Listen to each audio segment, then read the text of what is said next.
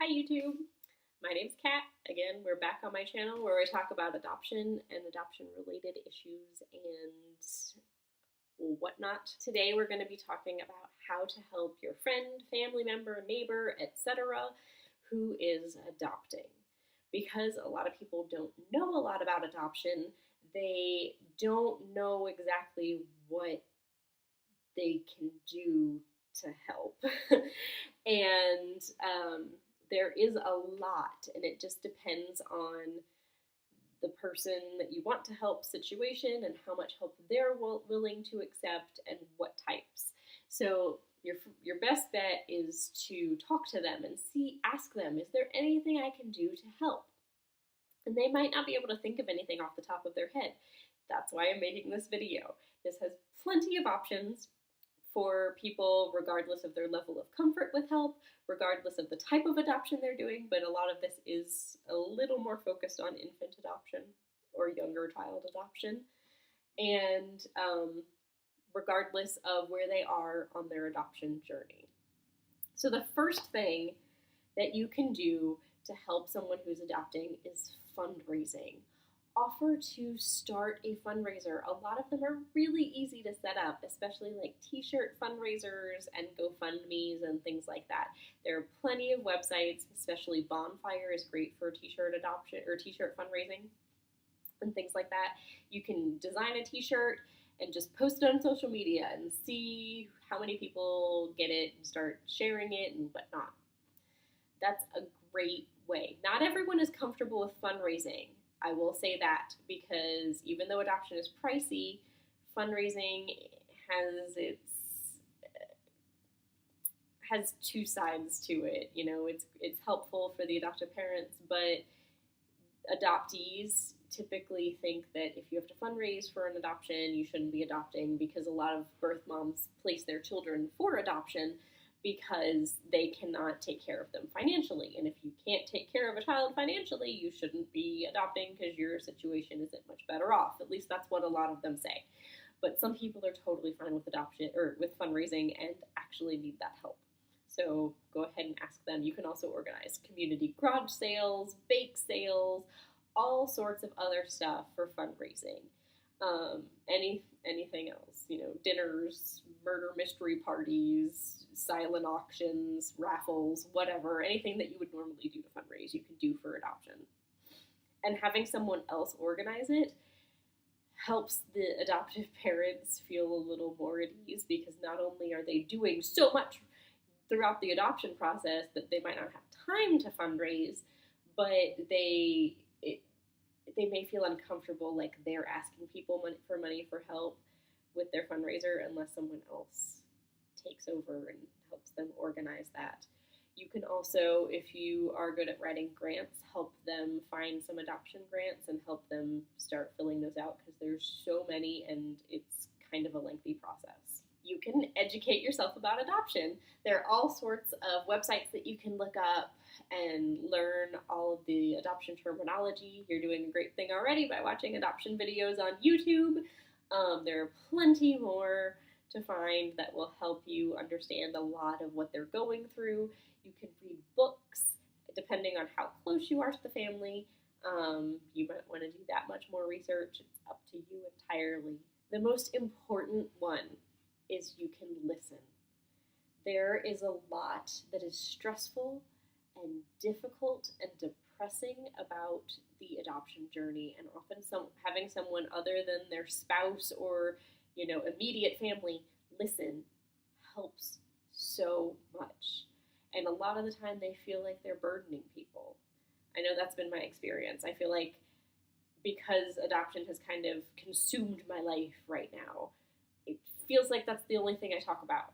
And when I have something that I need to vent about, or I need to, talk it through with someone who's not my spouse, who's listened to the same thing 5 times, I feel like I'm burdening them.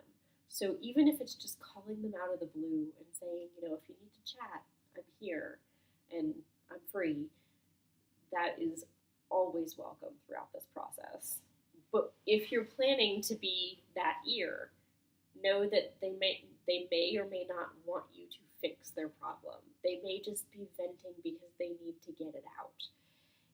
You also need to realize through that education process that what they're going through is very different than what you've gone through, even if you've adopted, probably, because every adoption is different. If they're doing domestic infant adoption and that's what you did, the situation, the agency, and all of that can be vastly different.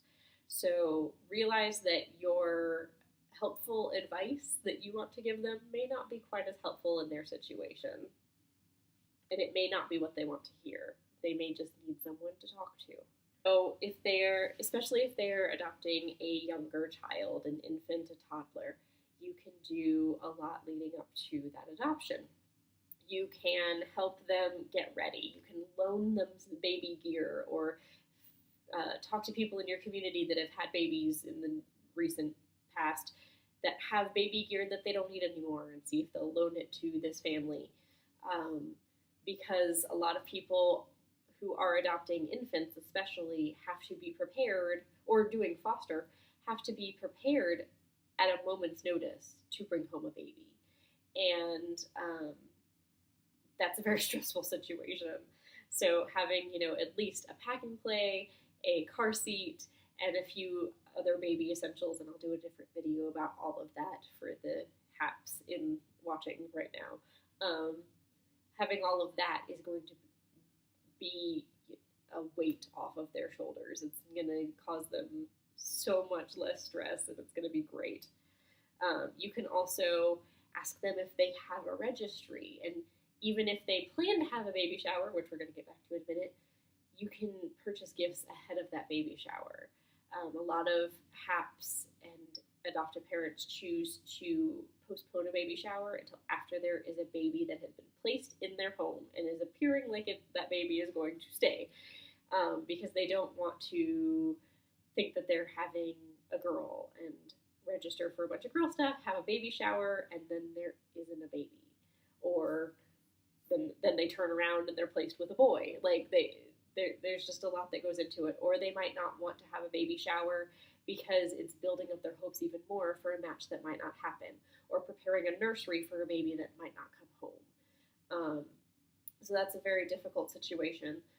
So you could ask them if they have a baby registry, and you can purchase things ahead of that baby shower so that they have them, like that car seat, that pack and play, the bassinet, whatever else they need immediately to bring a baby home. And you could share that registry information with other people who want to help that family, because they might not feel comfortable sharing their registry information outside of a baby shower. While we're on that topic, you can offer to throw them a baby shower.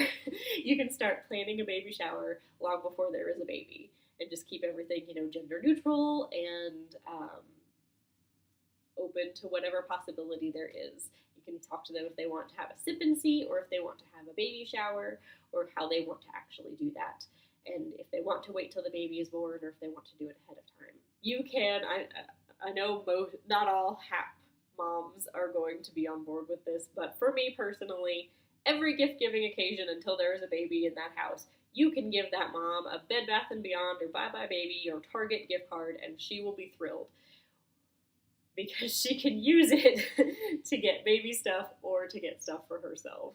Either way, she'll be happy, and she'll be getting ready for baby, whether it's pampering herself with some stuff from Target, or getting some stuff that the house needs for the baby, or getting actual baby stuff.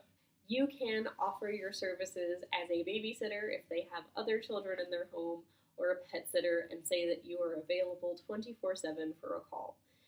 As I said, HAPs that are open to what we call stork drop situations or sky baby situations, where you literally get a call at any time and they say, there is a baby that has been born already.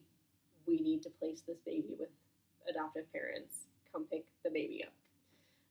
And you could have a couple hours or a day to get there. Like, it's not very long at all. So there could be a mad rush in their house to get everything ready to go. If you say that you're available to babysit or pet sit 24 hours a day, and they can call you whenever they get a call to go get a baby, they will love you forever.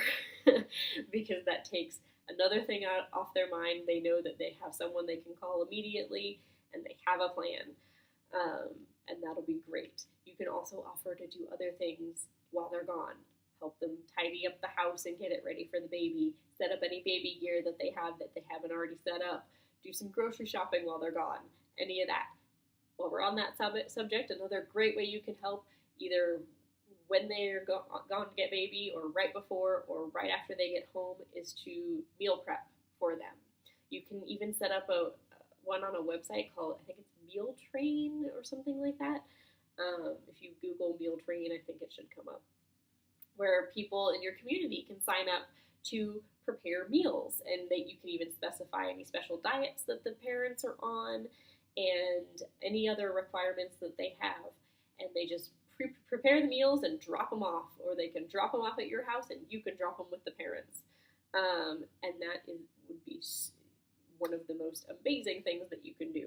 The other thing is, like you would help any new parent, realizing that, as I said in another video, parenting adopted children is a little different. A lot of people, when a new baby is born, they want to go over, they want to hold the baby while mom takes a shower.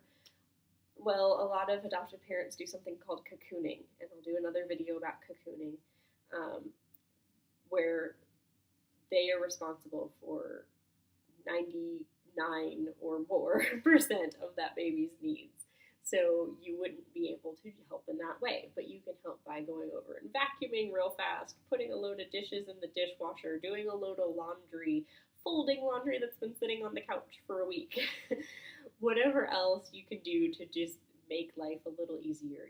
You can send over your maid to clean their house before baby comes home or after baby has come home, because most agencies do at least a couple post-placement visits. And while they realize that you have a newborn and your house is going to look very different at your post-placement visit than it did at your home study visit, a lot of new moms might freak out about the state of their house when they haven't, slept in a week and they haven't had time to take a shower, let alone, dust. So those are some great ways that you can help. I'm sure if you ask them and give them some of these ideas, they might come up with even more ideas for you to help. And I'm sure all of it will be greatly appreciated. And I want to say that those of you in the community that are supporting these HAPs at this point in their life are greatly appreciated by all HAPs in general. So you guys rock, and I will see you guys later. Bye.